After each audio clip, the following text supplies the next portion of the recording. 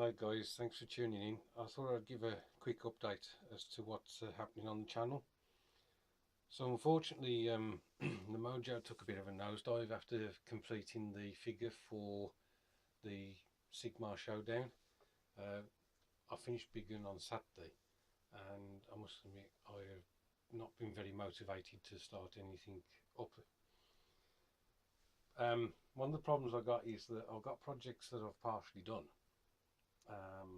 World War II stuff, and I've got ideas for those, but I'm just not inclined to do those at the moment.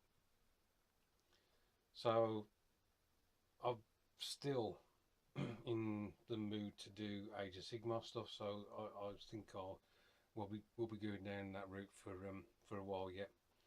But one of the things I've started with the family, although the wife isn't aware of this, is that I thought, as I'm wanting to play Age of Sigmar, my son's wanting to play Age of Sigmar, that my daughter and the wife could also have Age of Sigmar armies, and we'll just call it the Tale of Four Armies. So you know that I'm doing the Ogres. I'll just show you what the other three armies will be in the set. So here's my son's army. Basically, he's going to be making a Death Rattle army. So he needs the Black Knights, 3 lots of 10 skeleton warriors, with White King with Tombblade, and then he's going to have Archon the Black added onto that. Oh, I think he needs Graveguard or something as well, so I've got to get some of those for him, and that'll be his 1,000 points. He's using 60 points to have the War Scroll for the Death Rattle, which will give him certain abilities. I'm not sure that I've got a similar War Scroll for the Ogres, so he will have an advantage there. The other advantage he'll have over me is that he's got Magician, Wizard, which my Ogres haven't got in the 1,000 points. So that's my son's army. We've put together the the Black Knights. He's just got to paint them, or one of us has got to paint it. I'm struggling to put together Archon the Black. That is a really complicated figure, although Games Workshop have done their best to show you how to put it together in the instructions. I must admit I am impressed with the instructions, but I have struggled to get that figure together. I did have 10 skeletons that I put together for Frostgrave, so they've just been rebased on 25mm bases or circular bases. So yeah, he's at least has been started. So let's have a look at what army my daughter's going to be using. So last year we were at Warhammer World, and I bought a starter set. My son bought a 40k starter set, and my daughter wanted this starter set.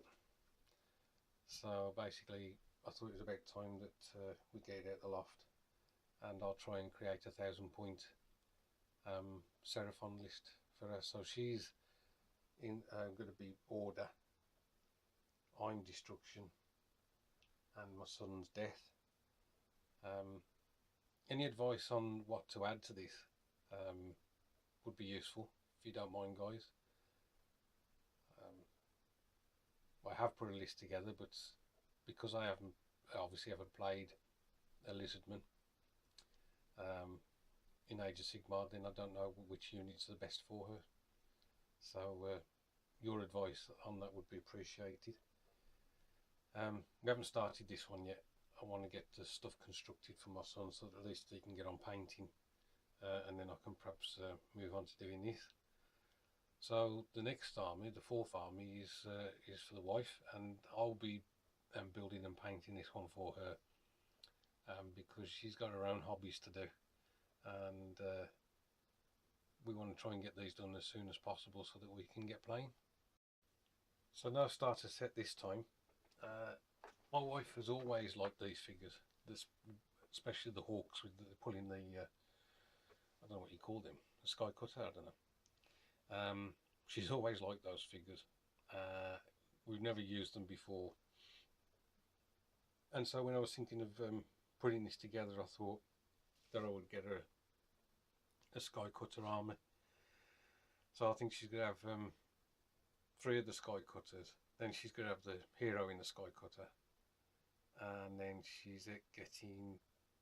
I'm gonna get for her 2 boxes of Shadow Warriors, and then I think to make up the points, she's gonna have a chariot, and that will be a complete sky cutter army. 1,000 points. So that could be quite an interesting army to face, because she could basically run around the table, selecting which targets to pile into. You know, if my ogres were facing her, then I think I'd need to keep them quite close together, so that if she did jump on one unit with 4 sky cutters altogether, then I'd at least be able to support them. So yes, some interesting painting projects for myself. I'm looking forward to them. I'm not sure. I think I may undercoat this in white, but I'll still undercoat these in black, because these colours are much darker, whereas you've got all these whites and whatever. But then again, you're not supposed to start with white when you create white, are you? You're supposed to build up from, is it celestial grey, and then gradually build up to white being the very last highlight. So yeah, so that's an idea I've got. Tale of 4 armies. Whether we'll actually film any battle reports, I don't know, but I may let you know how we get on from time to time. Shifting the camera around a little, you may recall this World War II project I got for the Grossdeutschen division. As you can see, most of the actual base is complete. I was just waiting for these wheels to come from Warlord Games. So they've arrived, and I've put them on the chassis of the 75mm gun, so I could get on and paint that. And really, all I need to do is get that gun painted, position the figures, get the grass sorted, put the tree in, and then this vignette will be finished. But as I say, at the moment, I'm not really wanting to do World War II. Anyway, so that's another project that I could be doing. Right guys, one of the reasons that my channel's called Modelling Mayhem is because I do tend to flit, and I'm a bit like a cat. I see something shiny and I go off after that, and then I see something else shiny and I go after that. So 172nd World War II aircraft have always been a passion for me. It was only about 3 years ago that that kind of developed into a love for the P-47 and the P-51. Up until then, the de Havilland Mosquito was my favourite aircraft, and it's still my favourite twin-engined aircraft. But it was my second visit to Duxford in Cambridgeshire that kind of hit home to me that, like so many others from abroad, these young lads, these young Americans, came over to the UK, and many of them lost their lives in defending Britain. You know, you had the Canadians, the Australians, the New Zealanders as well. So many different countries, Indians, who basically came to our aid. But I think with the Commonwealth soldiers, they did it out of out of not a duty, that's the wrong word to say, there was almost like a, I don't know, did they feel a responsibility? I don't know, back in, in today, talking about how people felt back then and about the Commonwealth, I don't really quite understand it. I mean, to come and support a country that was thousands of miles away, even if you had ties to it. But anyway, I'm waffling a bit now. So these young Americans, they came over and they brought over with them this aircraft, the P-47 and the P-51. The P-51 has got to be, for me, the best aircraft, World War II aircraft, with its flight range, its superb, fantastic Merlin engine. Oh, that was British, wasn't it? Yeah. Its lines and whatever, it's just fantastic. So, yep, for a while now I've been collecting and building these two types of aircraft. Now this is a Hobby Boss kit, and I'll just show you what it's like inside. So there it is, very basic. Yep, you've got the whole wing and the whole fuselage together, and you just throw the one onto the other, throw the engine on, and there it is, it's practically built. Yep. Now a lot of modelers don't particularly like this type of kit, but it's not aimed at them, it's aimed at the younger generation to get into the hobby. However, the reason I like them is that they're just a very good platform for showing off the nose art of the aircraft. For instance, let me just show you the nose art for this one. You get two different nose arts. So there you go. You've got the natural metal finished Bonnie. Okay, and then that's that one there. Sorry, and then the other one is Zombie, which is in an olive drab dark grey scheme. Now I have actually built both of those.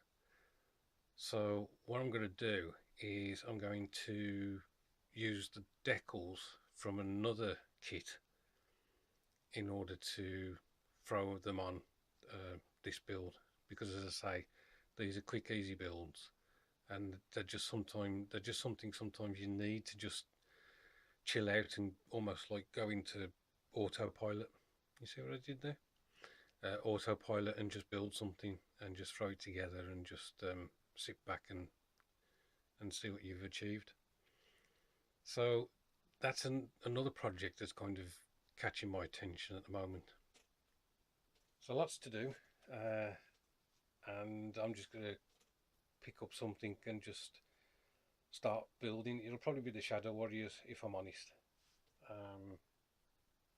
I quite like the idea of getting that army done for the wife, and as I say, my son can get on and paint his death army if he wishes to, or he can leave me to do it.